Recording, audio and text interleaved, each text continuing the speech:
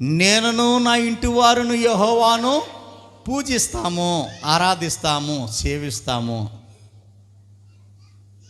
ఈ మాట నేటి కాలంలో అనేక కుటుంబాలు చెప్పలేని పరిస్థితి.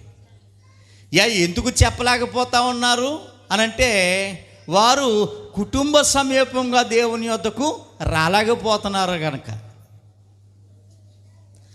కుటుంబం అంతా కలిసి దేవుణ్ణి దర్శించలేకపోతున్నారు కనుక.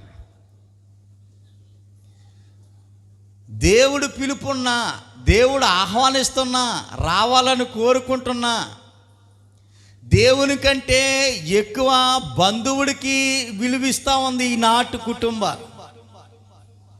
దేవుని కంటే ఎక్కువ స్నేహితుడు ఫంక్షన్కి విలువిస్తూ ఉంది ఈనాటి కుటుంబాలు. ఫలానా పిక్నిక్ కనో, ఫంక్షన్ కనో, లేకపోతే సినిమా కనో, షికారు కనో, బీచ్ కనో, షాపింగ్ కనో కుటుంబ సమేతంగా వెళ్ళే ప్రయత్నం చేస్తున్నారే తప్ప దేవుని యొద్దకు కుటుంబ సమేతంగా వెళ్ళడానికి ధైర్యం సరిపోవట్లేదు. అందుకే ఈ మాట వారు అనలేకపోతా ఉన్నారు.